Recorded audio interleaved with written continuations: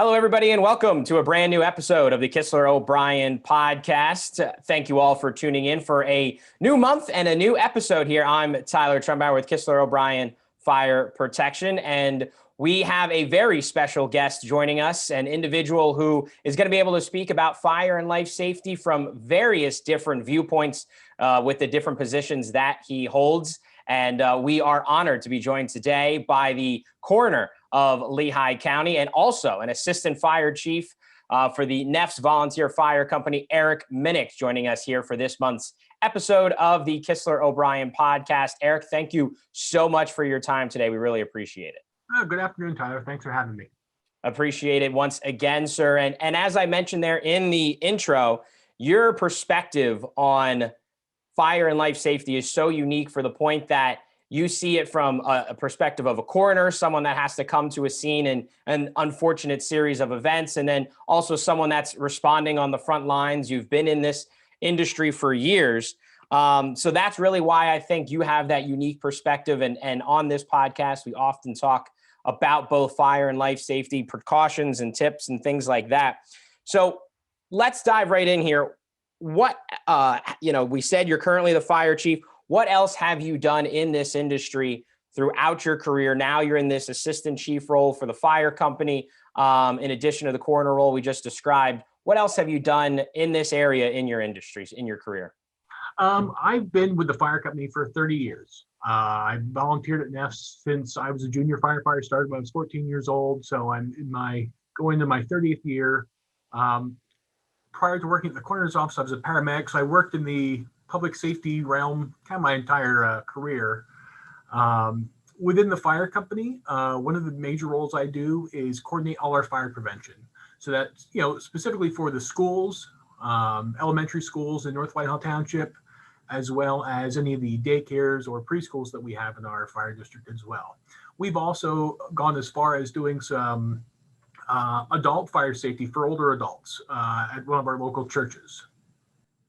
Tremendous. And that ties right in with, we offer fire extinguisher training for commercial businesses, customers that we have, so that they know what to do if a fire emergency arises while they are on the job there. So obviously decades of experience in fire, EMS, and the front lines.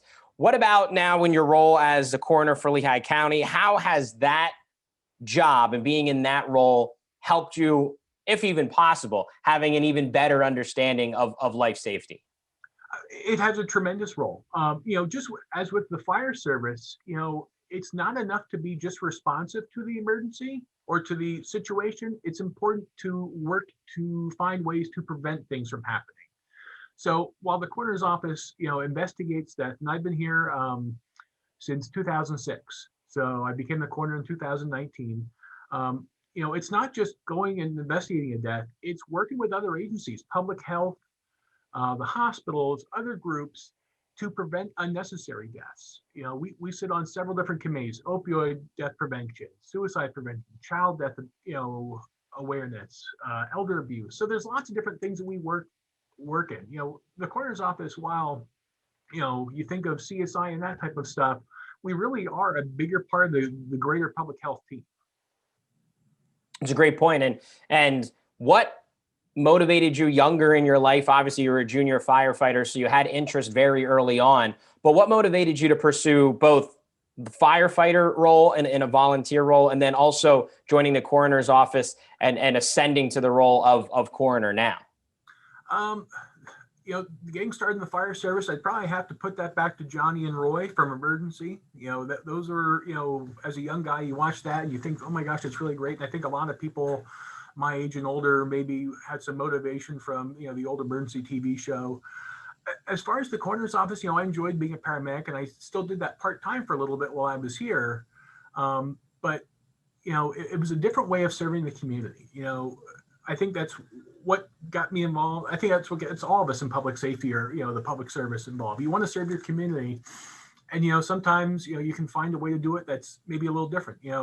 You wouldn't necessarily think of the coroner's office as serving the community, but we do. We provide a service, we provide answers to people, we speak for the deceased, and a lot of what we do, impacts how, cases might proceed with other investigative agencies. So it's a really it's just a way of community and public service, kind of giving back, for all we've been given in life. Certainly. And that's a very great way to put it. And I want to kind of jump to a point that you brought up about the fire safety training in schools and in different organizations. How has that been impacted by COVID-19? That the coronavirus has been a theme that I feel like I've talked about with every episode we've had since the inception of this podcast series, since it started in the midst further earlier on in the pandemic. So how has that impacted you with obviously schools not being, in session as much or in school as much, and then other organizations? How have you adapted your program for COVID-19? So we, Parkland School District is the school district that is our fire district. And that's 3 different municipalities. So, North Whitehall did things one way. South Whitehall traditionally would do it one way. Upper Mac would do it another way.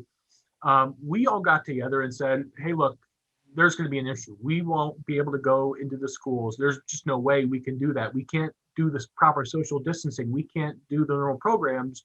What can we do to present something kind of like as a uniform front to the school district? So we reached out to the superintendent and some of their safety people, and we said, look, we have an idea. Let's work on something that we can do kind of virtually and present this program, so that there's not we can't be there, so we're just going to skip it this year. I think fire safety is far too important, and fire prevention education is far too important to just, we're going to skip it this year. So we developed a plan, and I have to thank my daughter's teachers for teaching me about some of this stuff, besides being the coroner and assistant fire chief. And, we were also part-time teachers, last year and this year as well. So we got to see a lot of the cool things they did. And we actually developed something called a Bitmoji Classroom. And it's something we shared with the Burn Prevention Foundation, where all the elements of the classroom were different links to NFPA stuff, Sparky things, other kid, that age appropriate type stuff. So even if the kids were hybrid, if they were fully online, this was blasted out to the entire school district, elementary ages, I believe, through like their 5 things you need to know at the end of the week about this is what we have. This is what the fire companies have done. Here's still your fire prevention stuff. So yeah, they didn't get to come, see a video from us or hear us talk or, see the fire trucks, but they still got engagement from all the fire companies in the school district and got to, still get a little bit of a program this year. So it was pretty well received. We did the same thing with our preschools. We're hoping maybe next year we'll be able to get back out and see people again, but that remains to be seen. But yeah, we just thought it was way too important to blow over this year. And certainly a great point. And we've done the same thing with our program. We've created a virtual fire safety training program for our customers that can take a program like yours and ours that were traditionally in person, hands-on, or at the very least in classroom type of training, and then taking that completely virtual, using different programs and things like that to still get the curriculum out there. So definitely, something that we've just announced as an offering that we've done thus far. And great to hear that you have done the same for your outreach of your program as well. So shifting gears a little bit, I know you talked a lot about prevention and a lot about the education part of it thus far, and certainly something that both you do in your various capacities and we do here at Kistler O'Brien. But on the front lines, in your decades of experience in fighting fires, what are some of the common reasons for fires that you feel could have been avoided with some better education and prevention tips if the folks knew that ahead of time? I think the biggest thing, if you could point to one thing, and I thought about this, if you point to one thing that comes up a lot, it's complacency. It's not going to happen to me. I don't need to worry about, I don't need to practice. When we go to the schools, we talk about getting out and staying out. We talked about, having an exit drill in the home. We tell the kids all the time, you do a fire drill at school once a month. How often do you do a fire drill at home? I've never been to a fire at a school, but I've been to plenty of fires at people's houses. So if we practice this at school where the incident rate is really low, we should be practicing at home. So that complacency level of it's not going to happen to me. I think that's the biggest takeaway. That's the one thing that if there's a takeaway is to be ever vigilant, whether it be in your home, your workplace, whatever it is, have a level of vigilance. Smoke detectors are so huge, far too often, from the, professional side of things, when we have fatalities from house fires, smoke detectors are a huge component where they're just not in place, or they weren't functioning, or they weren't tested. We just changed our clock, so everyone should change their batteries. So, it's little things like that are so simple and we kind of take for granted, but taking the extra step and being vigilant, can sometimes really make all the difference. Very good point. Both the daylight savings time timing, I was just about to mention that, how that time to check your batteries and change them and make sure your smoke detectors are working is here right now this month. And secondly, great point on the amount of drills you do in school, but you're right. You hear more about house fires than you do school fires. So that is showing just how important you need to be prepared anywhere you're gathering people, especially today, at home more than you are at school, and make sure you have an emergency plan, evacuation, and all those safety measures like the safety systems in place. So very good points on both of those topics. And I guess, kind of a little bit for that, I asked for like the number one thing in that category. What do you think about the number one safety tip that you feel like you want to make sure anybody takes away from one of your programs, whether that's a church, a senior home, a school, or just maybe any troop or group that you're talking to? What is the number one thing, if they can't take away anything else, that they take home with them after listening to your education in your program? Oh, geez. I think the one biggest takeaway is the getting out and staying out.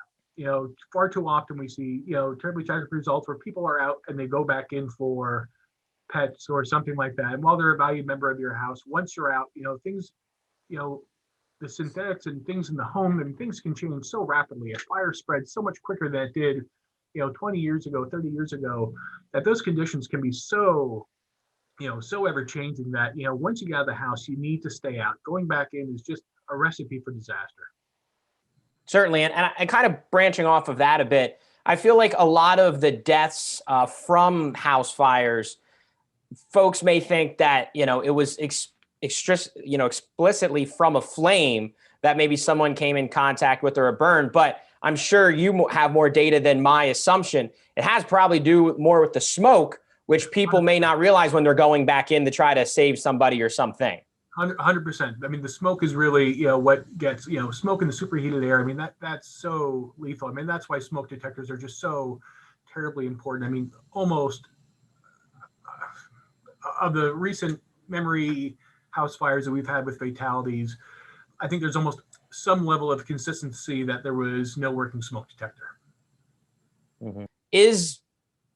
I guess circling back to your role as the coroner, is there how do I want to say this? Is there a way that the role that you play there, that you have garnered more appreciation for even what your fellow firefighter brethren and women do than even when you were in it? Because it kind of gives you like that different role, like you're both working at a scene at sometimes and you're both there. And I know I'm sure you were appreciative of it before, but is that something that you just really look back at it from that role and go, man, the things that those guys and girls do is just invaluable for life safety and for the community safety? Absolutely. I mean, I am fortunate to work with, all the police departments, fire departments, EMS agencies in the county, whereas, I was kind of strictly isolated up in the North Whitehall area.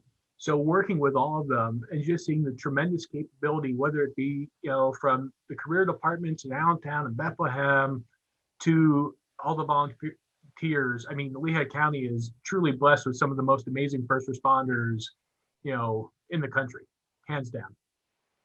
And something we talked with a fire chief of the Greenewalds Fire Rescue in an earlier episode here in the KOB podcast series. And he briefly mentioned about anyone that wanted to volunteer and, don't be afraid to make that first step to get involved. what would your message be to someone that maybe was you when you wanted to be a junior firefighter and got started, or even later on in their life and interested in being involved? What would be your message to them about what is, the value, the benefit of it, and then also just trying to break through that barrier if they're apprehensive to make that first move? Absolutely. Yeah. I mean, there's so many opportunities to volunteer with the local fire companies or EMS agencies in the area.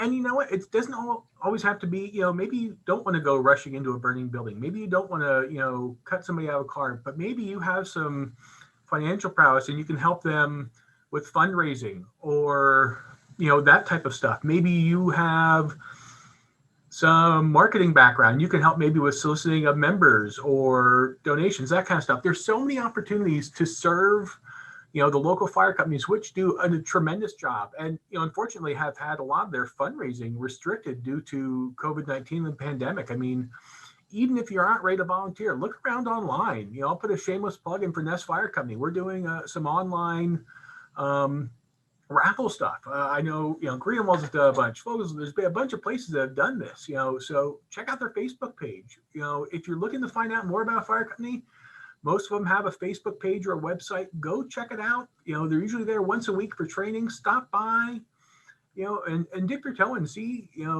what you get. But there's certainly a level of camaraderie that can't be beat. And there's, a way to help people, serve your fellow man and learn. There's so much to learn. So, I mean, there's lots of opportunities for the young guys. I mean, this can be a segue into a career for you, whether it be you go, into the fire service professionally or EMS or something like that. I certainly probably wouldn't be where I am if I wasn't started with a fire company when I was a kid. So, I mean, it can be a great segue into things. You can learn a lot, about yourself, learn a lot about a lot of different things. So it's definitely a tremendous opportunity for anybody, looking to get involved. So a last point I want to hit on there, since you said you talk to so many and work with so many different fire companies across the Lehigh County, the fundraising part that you brought up. Locally, I know my local fire company really has lost out on the ability to hold several of their large fundraisers. How have you seen them become so nimble and adapt? Everyone has had to do it. We're doing this on a video call. Everyone has changed their lives.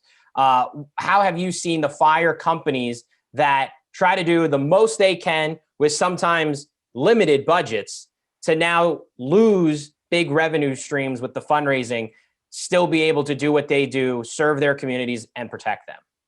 Well, the fire service is, if nothing else, resilient. The state has provided some financial opportunities. The counties provide some financial opportunities to help with some stuff. We got, make things, tighten the belt a little bit, maybe. But the fire companies are resilient. They're finding new ways to adapt, do some different fundraisers, but we're all working our best to keep moving forward, keep the doors open, keep the trucks rolling out, and helping everybody. Certainly. And I want to just hit on one last point before we wrap up this episode, sir, is the Kistler O'Brien Fire Protection's mission is commercial life safety partner. We obviously talk about residential safety.